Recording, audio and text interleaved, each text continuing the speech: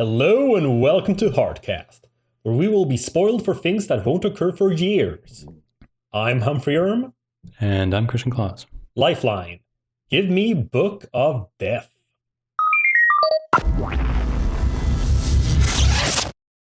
Issue 1. We start in the past, meeting a kid who can communicate with animals. Then very quickly, in the present, a massacre has taken place. A tree has killed an entire town. Apparently, Gilad and his young companion are to blame. Capshaw and Neville investigate. They send Eric in to talk to Gilad, who is hiding in the desert with the girl who is revealed to be the geomancer. Eric threatens Gilad, and he comes back with the coolest line I've ever heard. I taught you everything you know, Eric. I didn't teach you everything I know. Gilad goes into the house where the new geomancer Tama is waiting. She has a book that Gilad can't read because only geomancers can. In this book, it talks about a huge evil geomancer that has destroyed everyone on Earth. It's a prophecy of things to come. We see pretty much every character of the Valiant universe, some more important than others, it would seem. All we know is that everyone is going to die. Gilad wants to find clues in the book and wants to keep Tama safe from everyone. And Unity is getting ready to attack Gilad. Then we see a spooky-looking child called David, who is the other geomancer, the real geomancer of this time, and he attacks Tama with ants. Then he attacks the entire house with a horde of scorpions. When Gilad is almost down for the count, Ginger rips off the roof of the house and takes care of all the scorpions and inadvertently hurts David. Unity confronts Gilad, and they get ready to fight. So I see what you were meant about how long they were. I didn't think about that when I first read them. Yeah. Because I accidentally sent Chris the deluxe edition first, before I realized that was in publishing order, and I thought that would get a little confusing. And there it was at 300 pages. So I figured, okay, well, that's because it had all the tie-in books as well. That's why it was so big. Yeah, but this was 190 pages. Damn. It was almost like a double issue per issue. So it was like, I think around 30 pages or something like that was one issue, like the first issue. But it kind of felt like there was that part right about page 21, where Tama is kind of like lying down and kind of sees the ants, and you kind of can see her reflection, or like how the ants see her. That felt like such a end, right? It just felt so like, okay, now the first little, okay, Arik is gone. We're seeing people's futures. We see that there's going to be something horrible coming. She's getting all tired. She's like, no, I don't want to read anymore. I'm just going to lie down. And then these ants come, and then it kind of foreshadows something to come still. And that would be a perfect place to end the issue. But then suddenly we're like back in with Unity, or what's left of Unity without Gilad. And they're like, oh no, we're going to still do something. And then there's a whole nother fight. And it's just like, wait, what? It's just crazy how like, yeah, just really did feel like it was just like put in at the end. I don't know. Did you get that feeling? I mean, it could have worked. Of course, you'd have to either have more issues then, or contextualize the other issues. Yeah. But yeah, definitely could have ended there in terms of just like a nice moment. Should have had a little to be continued or whatever. But I don't know. It's something I realized when I was writing my summary for my two issues. Mm-hmm.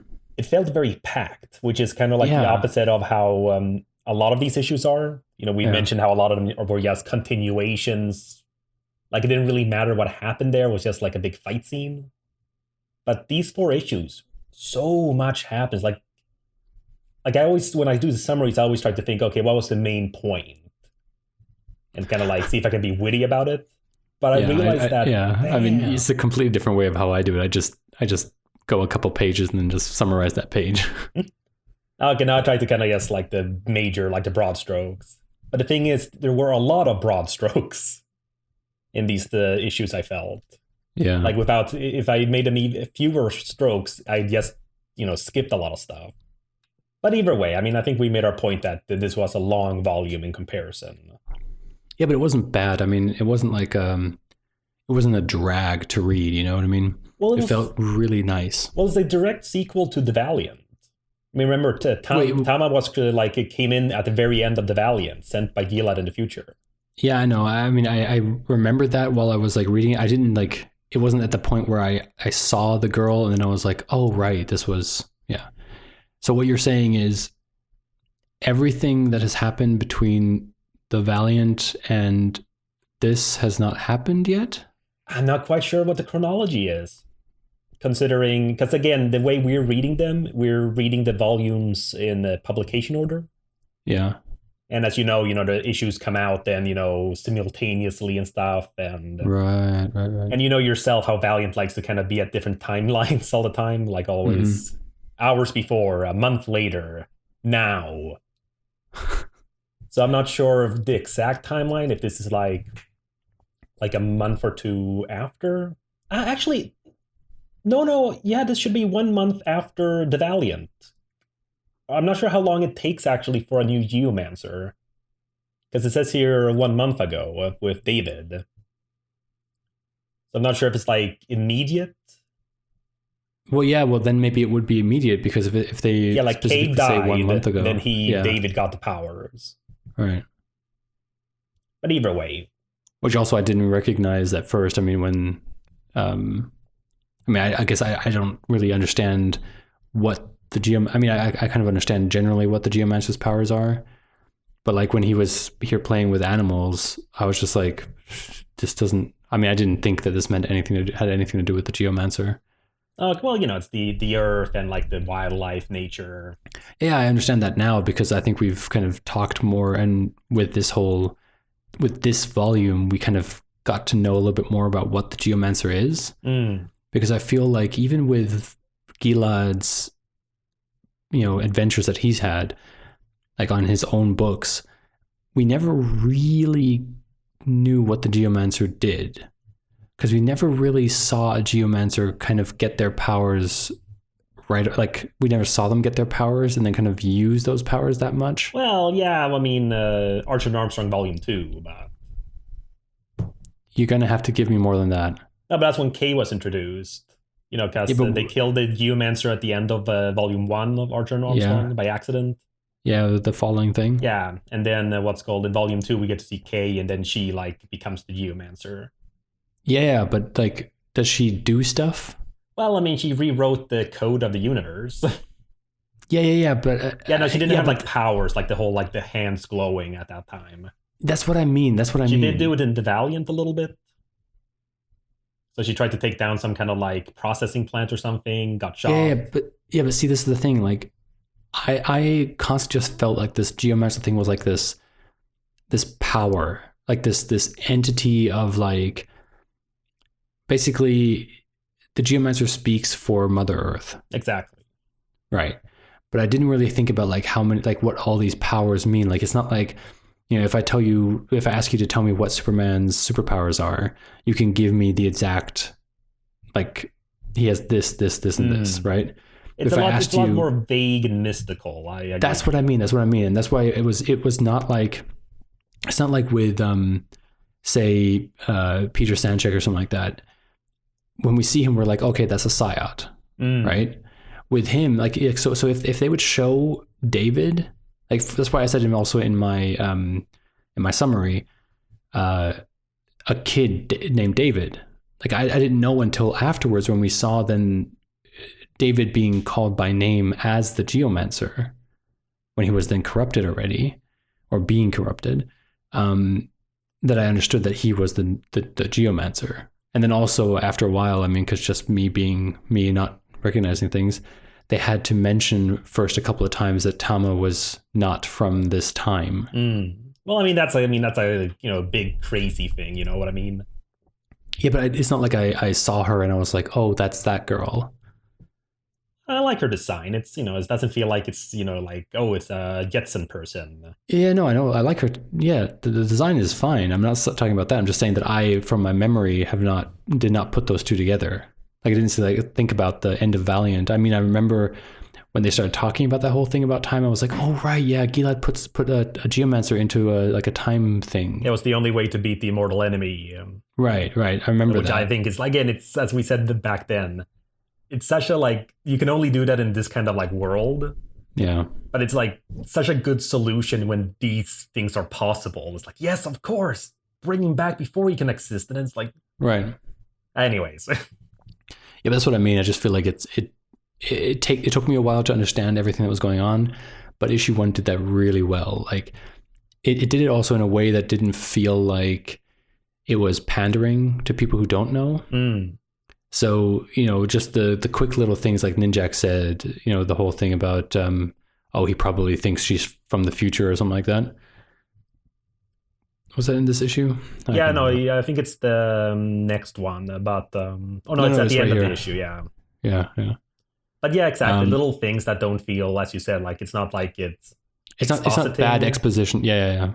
It's fine. Nice little things in character for character saying it. But yeah, I mean, but again, it's just a cool.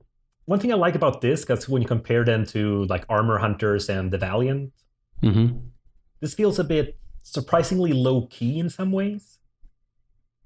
Like, again, Armor Hunters was the most to this day, I think, still the most sort of classic event story for Valiant in terms of like Marvel and DC.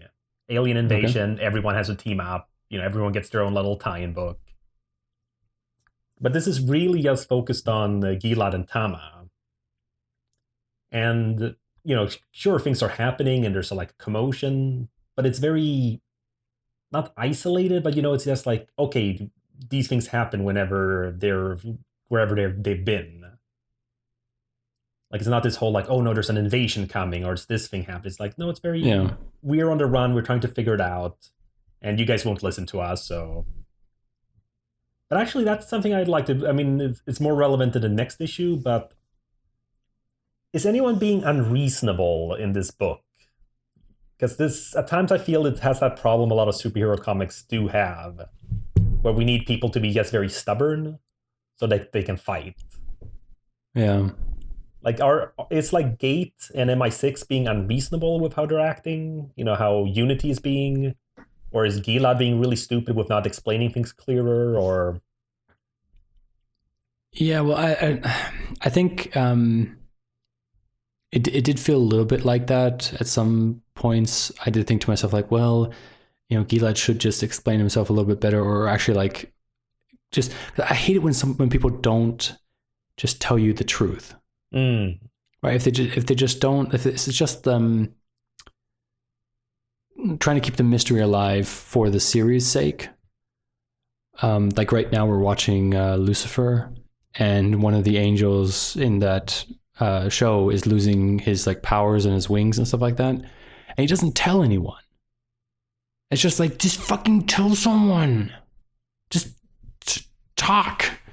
And I did feel it was a little bit like that because especially when Eric and Gilad were talking, it felt very much like, here's what I want. And it's like, no, I don't want you to have that. Like, give me the girl. No, I don't want you to get the girl. It's important.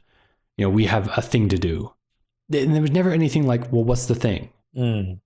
And then the guy could be just, I mean, but that's the thing, like Gilad was just being all cryptic about like, with the whole, like, I've witnessed what humanity does when it panics. It's just like, well, then don't tell the humanity, just tell me and the team.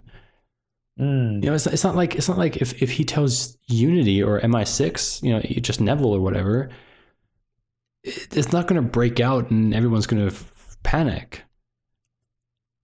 Yeah. I mean, honestly, if you tell the entire army, then maybe they would do something about it. It could panic or whatever. But just the fact that he could just tell them, look, this is the Geomancer. I'm the protector of the Geomancer. Someone's trying to attack her and I'm protecting her. I just feel like, yeah, I mean, I did feel that was not well done in this. They had to do this. They had to kind of make it feel weird so that they could fight each other, like you said. Well, it's like I said, it's like, I think it was last episode, actually. I mentioned that whole thing, Countdown to Infinite Crisis in DC Comics. Yeah. It was that exact kind of scenario. But even so, because I can, if the fights or like the feeling, like the emotion is cool, I'm usually fine with a lot of that stuff. But just in like kind of, because again, it's a lot of to talk through with these issues, but the future visions here. Anything in particular that you is kind of interesting? Because again, this I'm not sure how far in the future this is. I mean, we see Faith alive, and I'm assuming she doesn't have that long living powers, so this must be still within like a normal human life. So, okay, so you have to explain something to me because you said it in your intro. Oh yeah, no, in your intro thing, right? So, I thought they solved this now. Yes, that's what they mentioned at the very end. Well, we can mention it when we come to issue 4. Okay. So, but yeah, it's just like a big thing there. We see like a lot of characters here now. Yeah, but I mean, even with this, I mean, it just felt so. It did feel very cryptic and just like it doesn't explain it kind of well enough because it only shows us like little shots here and there, and just like, well, it's very that doesn't purposeful. really. He has glimpses. Yeah. Like, what? Our Auric and Sana have a child, which I guess is the. Yeah, which is not even a huge. Yeah, but that's not even a huge thing. I mean, come on. Yeah, but like, Archer's leading the Renegades. Stuff like that. Well, but that's the thing. Like, is he leading the Renegades, or is he just fighting with them for that one fight? Oh, that could happen. I mean, I get the impression from it, yes, from him being up front, but I could maybe be to show him off more since he's exactly. The one out of place. I just when I'm looking at that, I'm just thinking to myself like, no, he's just together with them and just fighting with them. I never thought even for a second that he was leading them. Okay, no, that's what I was thinking when I saw it. But yeah, who knows? But again, I just think it's so weird that hair girl is on the good side or is fighting there. Yeah, Roku. But then again, they probably all fight together when everyone's lives is on. Yeah, there's a lot of stuff like that. It's I mean, I think that's even it seems like Dr. Whoa. Wait a minute. Yes. I did not notice this on my first read through. Well, yeah, there's a lot of details. Wait. Is that a bloodshot dog? Yes. Bloodhound. And a dolphin. Oh my god. I'm not sure about all of those because again, the goat, of course, is Quantum and Woody. Yeah. And the monkey, I think, is the one from Shadow Man. So the Haas. No, he called people Haas. I can't remember his name. Yeah.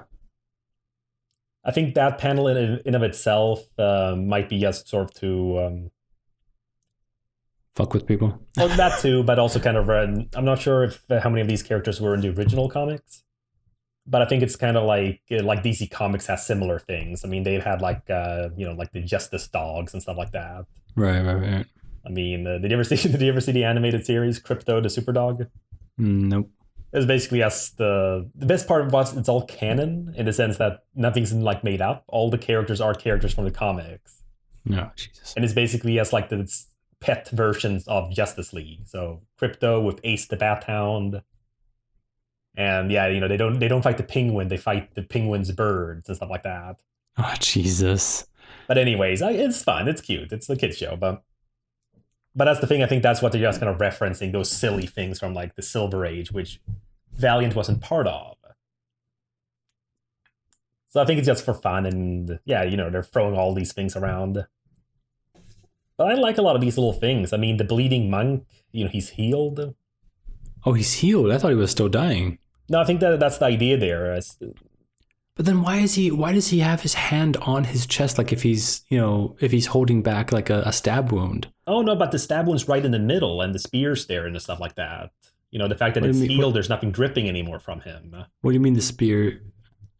Oh, you know what I mean? Like there's on the floor, of course. Because it does. Yeah, okay, like, oh, sorry, yeah, I totally forgot that he was the bleeding monk, like he's constantly bleeding. Exactly. Yes. I didn't. Yeah, I forgot about that. I was just thinking like, well, because I remember that he got killed. So no, that was a different one. You're thinking the Ninjak one? No, I thought the bleeding monk got killed in some. I don't think he did he? Oh man, now I'm getting confused.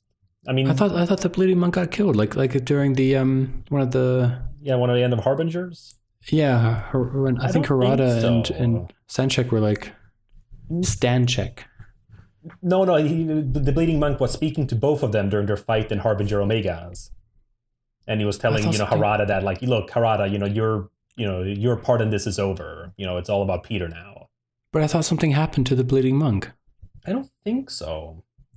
Because again, the only one who died was that undead monk. Funnily enough, Ninjak. Yeah, no, I remember that. Yeah, I know that, but that's not what I'm thinking of. I'll have to double check later. So I can't. We have too much to go through here for me to just fine comb all the Harbinger books and stuff like that. Well, then I'll do it in a second. I have Harbinger Omega open right now. Issue 2. After having just been rescued and attacked by Unity, Gilad takes out his former team one by one, thanks to his millennia of experience and prep time. After leaving them hurt, Capshaw insists on shooting Gilad and the Geomancer with a missile, but a desert storm suddenly shields them thanks to Tama. Gilad tells her to keep reading, and we find out how many heroes and villains die to the corrupted ones, with the Eternal Warrior himself succumbing to death but managing to come back. They are then interrupted by a flock of birds, which makes Gilad realize that it's the book reading that lets the enemy track them, and the enemy is revealed to be Master Dark. Still looking? Yeah, still looking. There was the in Harbinger Volume 6. They had the number 0. Maybe it was just because in the number 0 of for him the undead whatever that bleeding monk, his number issue 0, he had he got like the stab wound, so maybe that started the whole image thing. Yeah, maybe that image was just like in my head and I thought that he died from that, but yeah, whatever. That makes sense. Anyway, all right, so yeah, issue 2. Yeah, the big fight scene that we have to have in superhero comics. Yep. Okay, now how Batman is Gilad in this fight? Well, I mean, Batman, I don't know. Now it's like it's always Batman has to win all these fights regardless of like ability. Like, did this make sense? Like within the context? Does. Of course it does. Yeah, no, I think so too. But even so, it's like, man, it's always tricky when you have to have this one guy take care of all these others. Yeah, but honestly, it makes sense because like this is the guy who's been alive for millennia. You know what I mean? And there is a certain experience that comes with it. Oh yeah, no, it's not like it's not like totally new guy who suddenly just defeats everyone. Exactly. But I gotta say, I wasn't too fond of the transition between 7 and 8, like page 7, 8. Well, which pages are that? I combined the PDFs again. Okay, yeah, not just when page 7, Ninjak can see all the mines he's hidden. So he's like leaping between them. Yeah. And I get that, he fell into a pit there with all those spikes. Yeah. But I don't know, the way it's portrayed, because we never really see the floor before. Yeah. It's not like bad, but it's just, man, I wish it was a little clearer. It's like a jump cut that didn't feel right. Exactly. Like if there had been like one panel of his foot like breaking through the dirt a little bit. Yes. Yeah. That would have been something. Like maybe in the previous page actually on 7. Yeah, you could have put a little corner, like just a small panel on the bottom. Because it's also because the it's also the image, like his pose is very similar. Like on the next one, like the angle, despite the fact that we basically reversed the camera from being, like we're behind Gilad first as he's leaping. Yeah. But now we're underneath the ground, but it's still the same angle for Ninjak. It bothered me. Also, they didn't really. Maybe also one of the things is that they did not do the 180 roll. Which I know in comics you're not really necessarily supposed to follow or have to follow, like in film. Well, not as much, I think. Yeah, but I think this kind of did kind of help with that kind of jarring feeling, because it just feels so weird the way that it goes from Gilad's left side to his right side, and then he's back on his left side when Ninjak falls. So I don't know, it just feels kind of weird. Yeah, no, absolutely. Also, whoever wrote Ninjak in this issue, Robert Venditti. Yeah, but well, it's the Exo Manowar writer. Yeah, no. He has a lot of fun with Ninjak's dialogue because it's very, very English. Like even in Ninjak's own issue, he's not this English. Yeah. Too much bloody hell and stuff like that. It's a bomb sales pitch. Yeah. It's just... Well, you got to make it clear. And then it's the usual kind of thing, everyone's very, as in most superhero fights, well, any fight really, everyone's very polite and, take turns. No, I mean, it's fine. It's because, again, that's what we want to see. We want to see how they face off against each other. Yeah, of course. And in this case, we have seen them be a bit butting heads before. So maybe in this case, it's better to have one at a time so they don't hit each other. Mm-hmm. But it's still kind of like, man. Again, it's nice and stuff. Honestly, I'm curious if this will be anything really. At page 11, when Livewire takes control of Ginger. I don't know. Yeah. I actually got like very a lot of like emotional in that sense, but the way Ginger says it, Amanda, are you inside my mind? Ginger, attack! Must attack. Like, it felt kind of like a breach of trust there, I felt. Jesus, dude. Yeah, I know, it's very quick, and there's not really much else about it later. So, but, I don't know, it just felt like, yeah, breach of trust. There's like a little mind control there, since Ginger is a self-aware robot rather than just a machine. Yeah. Are you going to start crying with every Valiant issue that we read now, I already do. What, seriously? No, that's... comics are a little harder, I feel, because I can kind of like control myself more. Well, not control, but the page is there and the pacing is up to me. It's very rare for me to have like a tear. Uh-huh. So it's more like, episodes of Pokemon where you both have like the music to kind of get it and the voice acting. Oh, Jesus, dude. I can't believe you cry to Pokemon episodes. Yeah, pretty much. And again, not like even just the saddest ones, like Pikachu Come Home or whatever it's called. It's I guess any like average one. Anyways. No, it's kind of cool. Did you see that reaction to the new Pokemon movie? Oh, no. Real quick. Because like I think it's like Ash is dying or Pikachu is dying or something like that. And it's like the end of the movie. And this is an American theater and someone recorded it. So at the end of the movie, they're all like dying or whatever. And then Pikachu just like looks at Ash and he's just like, I love you, Ash, or something like that. Oh, speaks? So he actually speaks. And then like the crowd, it's hilarious. The crowd there's actually someone in the crowd that goes, what the fuck? I'll have to find it. There's a video. I think it's on YouTube or something. I'll put it in the show notes. It's so hilarious. Like just to see, like, or just hear all these reactions. Just like, I was like, what? Pikachu's dying? It's so funny. I'm sorry, I've been fucking with you all these years, Ash. Yeah, I talk all the time. Actually, we talk all the time. I just decided to just go Pika. Yeah. But yeah, cool fight. Yeah, it was a great fight. I mean, again, it also makes sense with the stuff like Ninjak's sword. Mm. It, again, feels like a very Batman thing. Like he'd have like a kryptonite, with him or something. Yeah. So, that's kind of nice. And the idea of the vibrations, like, yeah, that's a cool idea. I like that. So, and yeah, then we don't get quite as many cool things, I feel, in the Future Vision. It's mostly focused on the Eternal Warrior. The coolest, you mean? Yeah, but cool things are in terms of like new things. I mean, we know the Eternal Warrior should live. Well, what do you mean that we know that the Eternal Warrior should live? Well, that he exists in the future. But how? Well, we'll see. Oh, you mean by issue 4? Yeah. We'll see. Okay.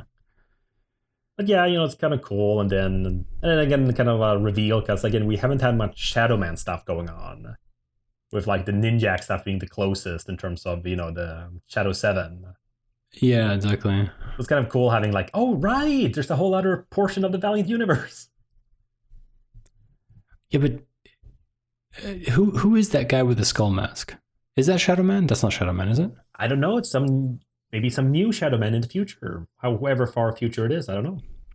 You know already, don't you? No, I don't, because again, as we'll discuss in issue 4, as you were mentioning before, also about like what is gonna happen, what isn't.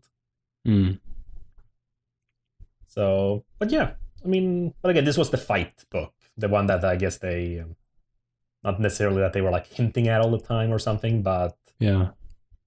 Again, it's the kind of stuff we want to see. It's whenever you have Batman versus Superman and what's called Spider-Man fighting someone else. It's like, yeah, we just want to see it, like see how their abilities stack up, and it was a cool scene. Yeah, but I really like also that Dark is kind of back, Well, again, it's nice because that's the whole thing with superhero shared universes. Unless you have, like, you can't. I mean, sometimes they do just write things off. They just go like, oh no, that didn't happen. Right. But the good ones are like, well, this happened. How can we bring it back or make it better? Exactly. While not forgetting about the past. So this is kind of like, all right. So he's kind of, after the end of Shadow Man, he's just been lingering, and now he had his chance to do this whole Geomancer thing. I think we can go on to the next one. All right. Issue 3. We start again at the same point we started issue 1. We realize that the kid with the animals is David, and who I assume is Dark has come knocking. We meet up with Unity, who are getting patched up after being pulverized by Gilad, my man. Gilad realizes that when Tama reads from the book, the corrupted Geomancer can find them. And now that they know, Gilad will be ready to fight whatever comes. We see that Dark wouldn't make the best father as he beats David into doing his bidding. Then the book is opened and Tama reads from it. Dark takes some of David's power and sets zombie animals to attack the two. Tama keeps reading, and we see how the world will change when what I assume is Dark with the power of the Geomancer gets that power. Either way, zombie humans everywhere, blood everywhere, it's a nightmare. Gilad gets Tama to use the link between the defeated zombie animals and David to find where he is. She does, and Gilad vows to find him and kill the corrupted, even if it's the last thing he does. Bum, bum, bum.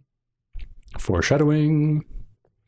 First and foremost, I just want to say that page 23 it would make a really good PSA poster for reading.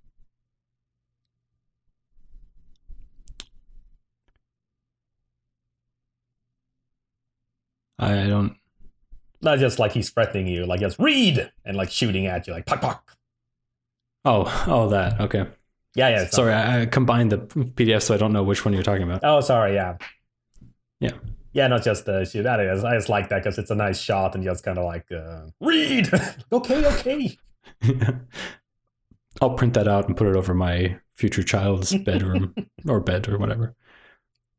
Though here's another thing I want to keep track of then, though, because I didn't notice this in the Exo Manowar issues.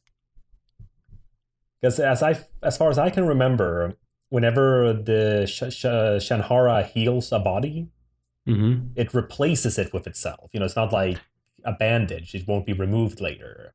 Yeah. So isn't this something that should Auric always have on his shoulder now? No, because remember in whatever issue it was with Malgam, that was the whole thing. That wasn't it that Eric is different somehow. Like because that was the whole idea that the suit tries to become the body by kind of like fixing it and always putting parts of it in there. So that's what happened to Malgam, right? Yeah, but I felt the difference there was the fact that it did it against his will. Now, yeah, that's what I mean. Yeah, but the thing is, but the end result is the same because he can never get that body back. No, but don't you remember there wasn't there that whole thing about or what was it again? Wasn't there some sort of reveal at some end of some issue or volume that that revealed that after some sort of huge battle that Eric actually had some sort of, like an arm, like the inside of his arm or something like that was the suit. Well, it's his hand. Oh yeah, you're right. His hand was cut off in the first volume. Right. And then it got healed out, but that still looks like a no human hand. Right, but then like if they when they cut the skin or something like that, I can't remember what it was, but I remember there was some sort of like big dun dun dun kind of like page turner at some point. Well, in volume 5, he did this thing where they're all like in the what's called the prison, all the Visigoths. Yeah. So and then like he's being like gonna get interrogated by Capshaw, and it reveals that he still has because he managed to get like a glass blade with him, cut his hand to show something that he did have it inside of him. Right. So maybe it's just the suit. Yeah, it regenerates him, but gives him the human skin at least. So maybe, I don't know, just something, because I felt that was kind of interesting. Like, sure, it's it won't do it against your will anymore. But I just felt like, oh man, do we have to do the artists have to remember that he has that all the time now? Yeah. Well, in either way, I mean, it's not the biggest deal. It's, like I wasn't upset about Tarzan not having those scratch marks on his chest in the Disney movie. I've never watched Tarzan. Oh, okay. Well, there's a early fight scene where he fights a leopard, and the leopard makes a very clear scratch on his chest with 3, lines. Yeah. But then once the battle's over and he oh, it's gone for the rest of the movie. Well, wouldn't he have healed? No, it was like right after, like it's not like time skip. Like he defeats it, and then then he gets to meet Jane and the others. Anyways, you get to find out how many things I remember, and none of them important. Oh, you'll see one day. One day you're gonna be on like Jeopardy or some shit, or like Who Wants to Be a Millionaire. And then I'm gonna be your audience member and just be laughing, kind of waving to the camera while you get all of these like pop culture questions right. And then like the $1 million thing would be something like, "What is tax exempt status?" And you're like, "Shit," or something else. "Who is the current president of China?" Shit. Oh, it's fine. I can figure it out from Medium because I would have read the Valiant comic where they mentioned the Chinese president. Mm-hmm. Right, or you would have watched that South Park episode where they make fun of him. Exactly. Or is it a her? Dum, bum, bum. Anyway. Well, I don't think there's as many women there, so statistically.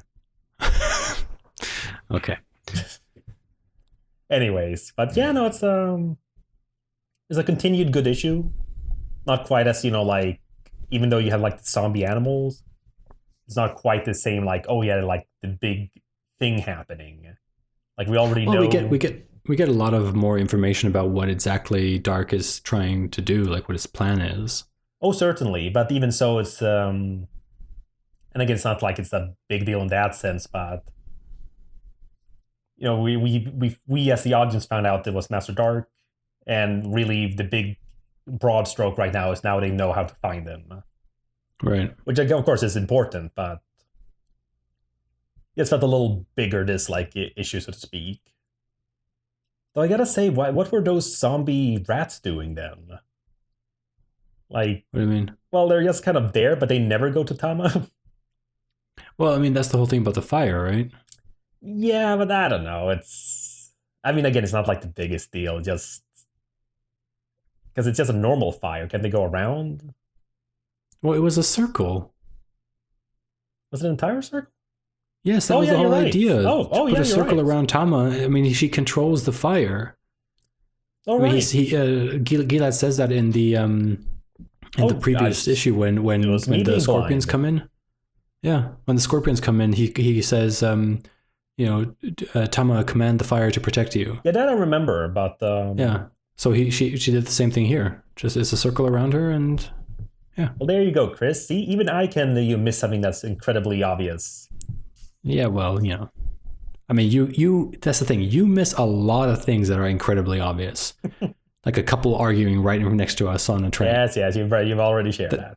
I know, that is your thing. But you remember a lot of stuff that you do notice. I don't remember a lot of stuff because I noticed so many things. Oh, get all zen there. Well, yeah. Okay.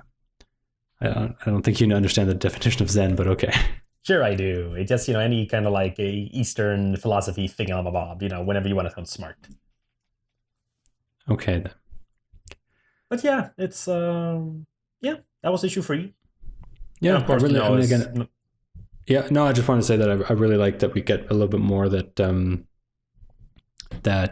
David is not necessarily, because I thought for the last 2 issues that David was going to be the corrupted one. That like Dark was going to be like the puppet master, but because he's not a geomancer, he can't have that power. But seeing here that he can actually take that power, and all he wants is to have the full geomancer power before he does it. It just feels like this is kind of nice to see this, and see him also trying to do like his geomancer, like just that thing when he brings out that little leaf thing, when the vine with a little bit of leaves on it.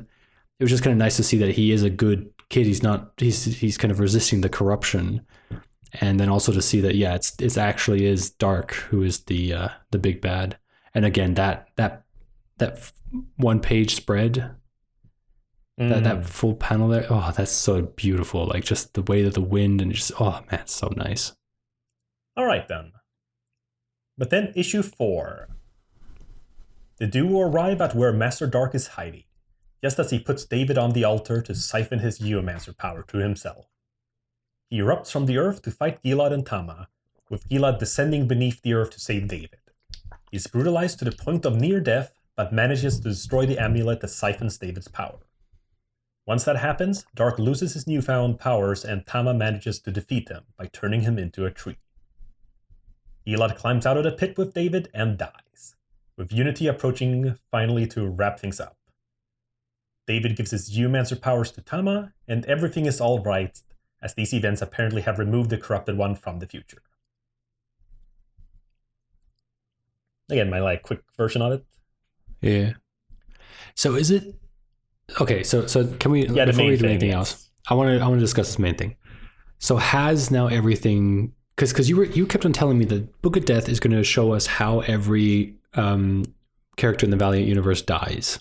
It's the tie-in books that mostly do that. Right. But you lied. I mean, for this, because we don't see any specifics, and also they solved the problem. Yeah, well, again, that's the thing on the last page of the actual comic. So I miss Gilad, but I hope. Wait, let's see. No, here we go. As for everything else, I cannot be certain of how much of the future recorded in these pages has been averted, nor how much will still come to pass. So I know only that the corrupted one is gone. So that's the kind of thing. It's and again, I think I might have forgotten that last portion of it, because I think I forgot that the corrupted one thing, Master Dark, was the main thing about like the futures. So they do kind of write themselves out of it there. Exactly, which I think is kind of. Well, it's a cop-out. It is a cop-out, yeah, that's a better word. I was going to say cheap, but cop-out is better. Yeah, but the impression I get is that I'd imagine that most of the similar things happen in terms of like character interactions and mantles being handed over and stuff like that. But yeah, I mean, this was just like a quick, glimpse at everything. All these issues. But it was all very specific to the one corrupted geomancer.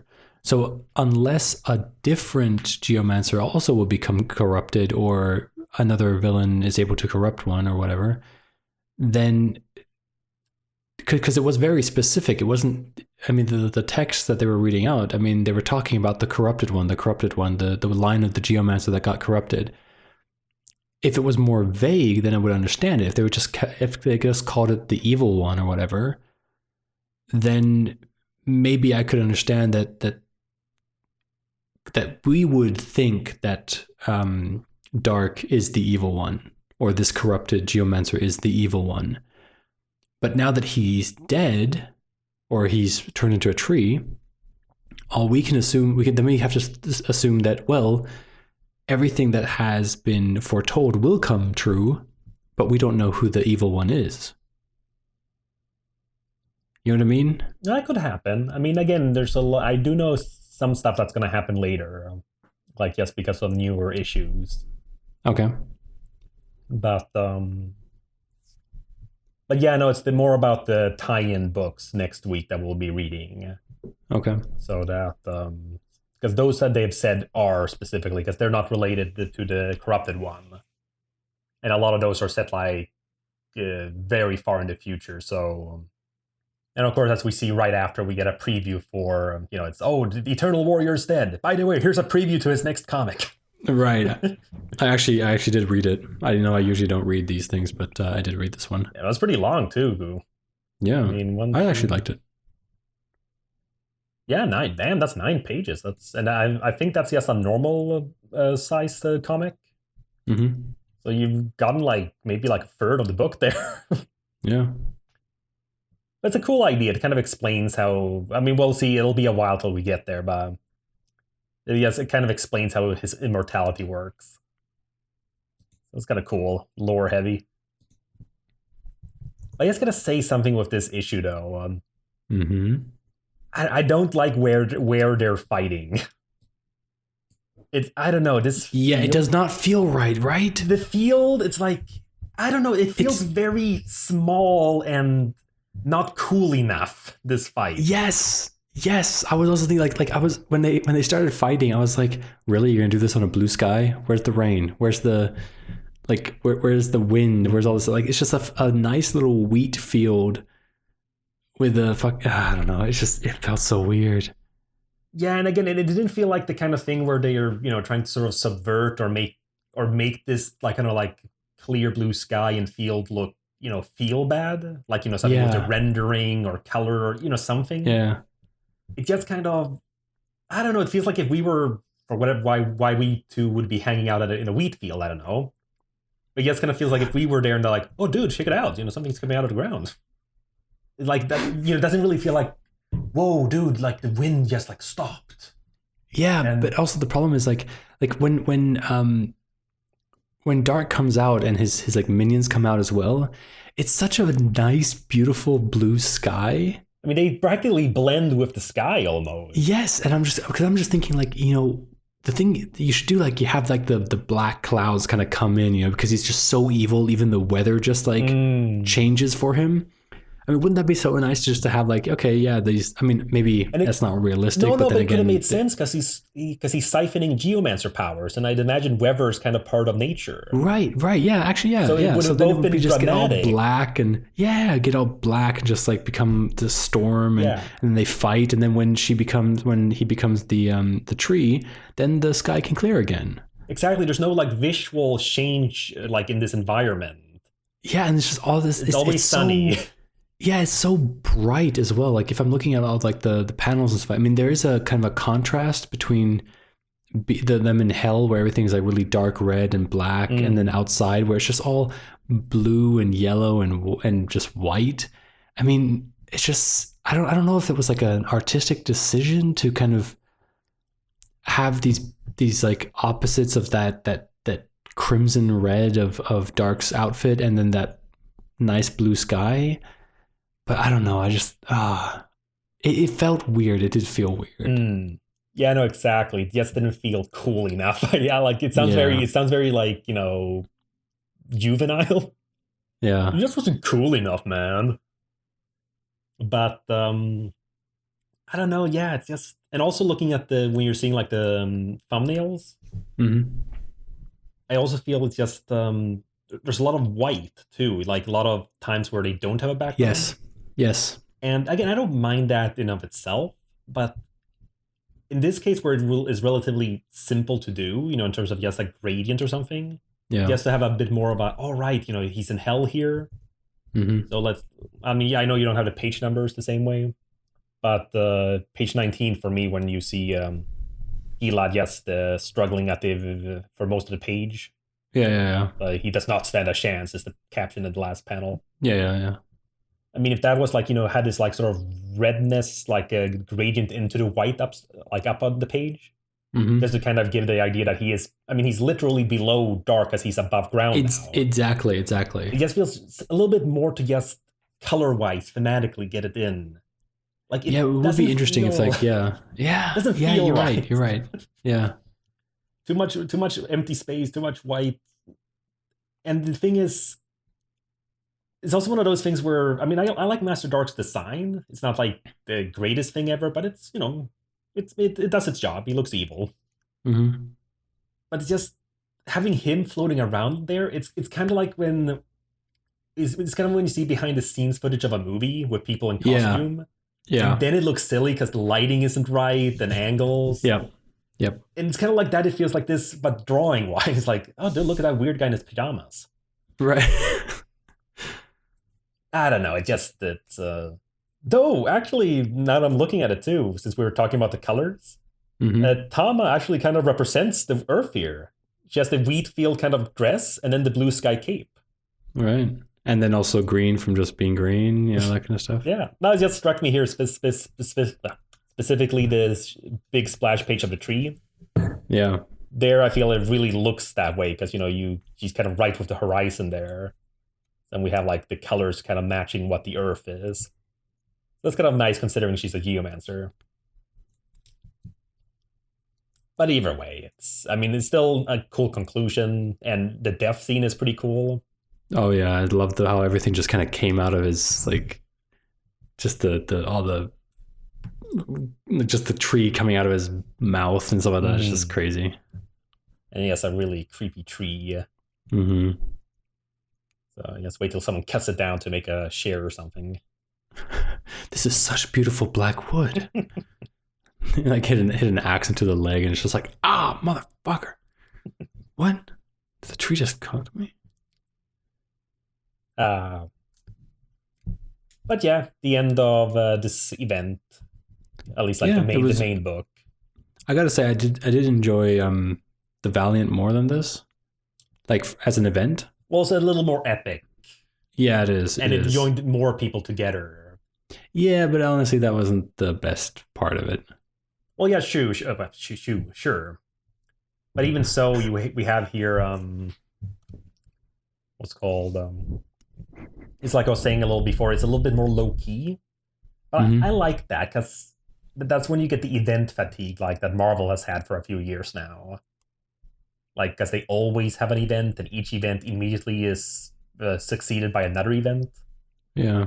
So you always kind of get like, oh god, like it's always something going on, and everyone's pulled into it because everyone has to be tied in. I kind of like it here. Valiant's approach, due to having less books and less characters, I like it more in sense of, we have an event. We have the main event book here, Book of Death. And then I don't think they've done like longer issues for the tie-ins these days. So instead you have a separate series that is just like one book, like one issue each. You'll see that next week. We'll have like one issue for we'll have like 4 issues for like each kind of like character of the Valiant universe. Mm-hmm. And what's called and it kind of works because it's nice and digestible. We'll also have the Legends of the Geomancer, which is then like a sort of a separate book that sort of ties in, but it's more like its own thing. But again, it's nice. It's different. It's just a cool concept, a cool story that fits the world. And again, it's just like with the Valiant, which kind of sparked off Bloodshot Reborn. It's like the main thing.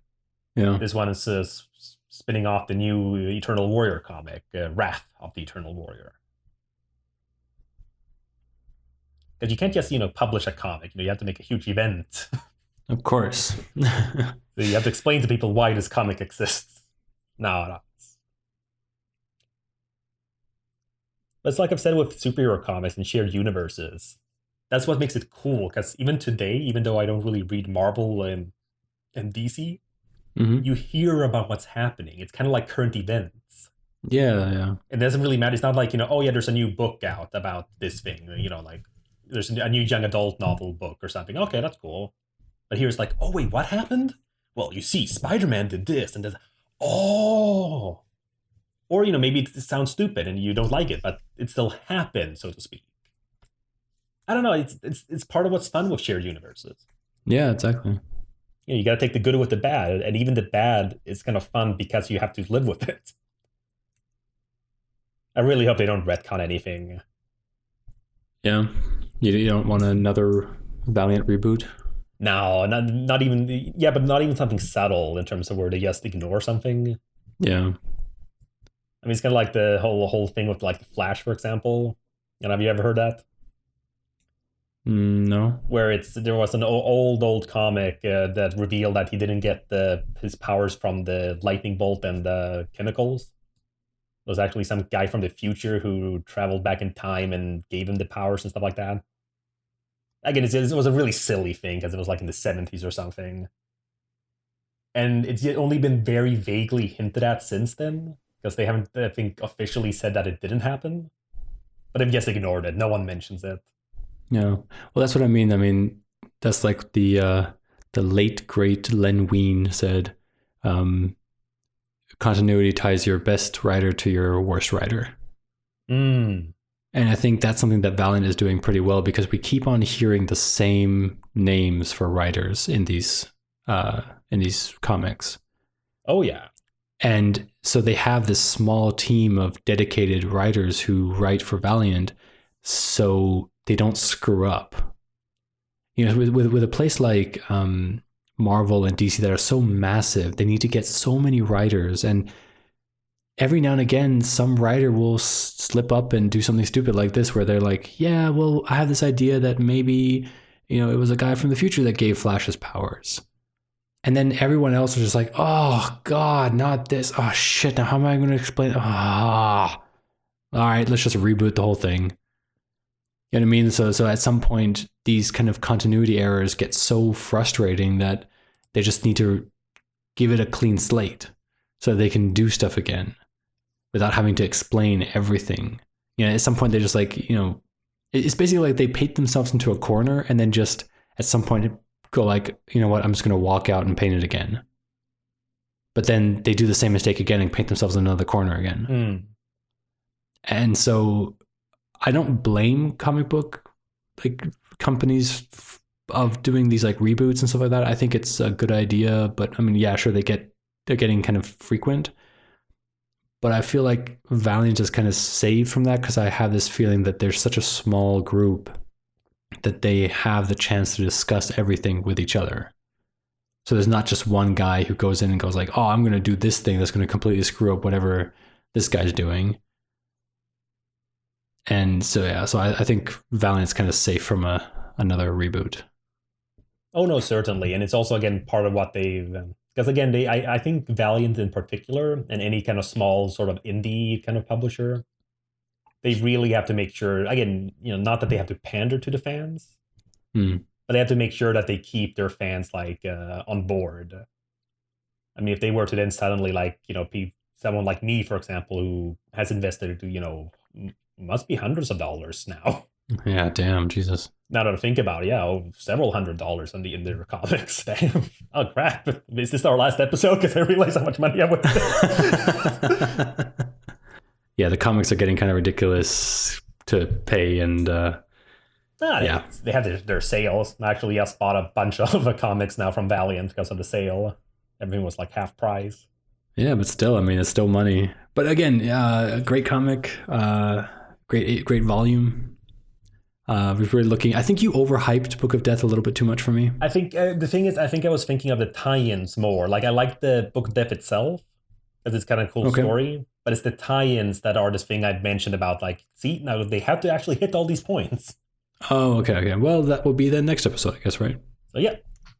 So I mean, you know, I'll save when it's my turn for the. All right. I like routine. Okay. Well then, you can discuss this episode on Reddit, tweet us, or you can follow us on Facebook. All of our episodes are available on our hosting site, Podbean. Links to everything are in the show notes. Catch us next time for Book of Death, the Fall of the Valiant Universe.